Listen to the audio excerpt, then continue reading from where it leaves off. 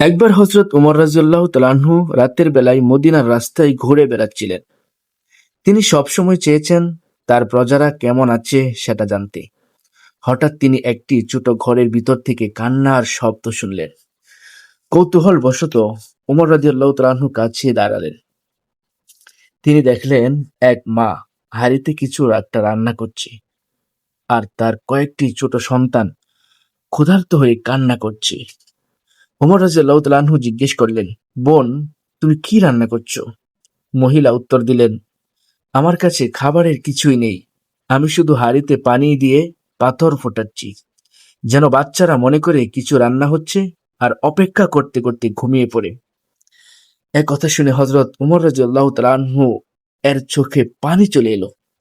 তিনি কাঁপা কাঁপা গলায় বললেন, হায় আল্লাহ, উমর জীবিত অথচ তার প্রজারা ক্ষুধার্ত। সাথে সাথে তিনি নিজেই বাইতুল মাল থেকে খাবার ভর্তি বস্তা তুলে আনলেন।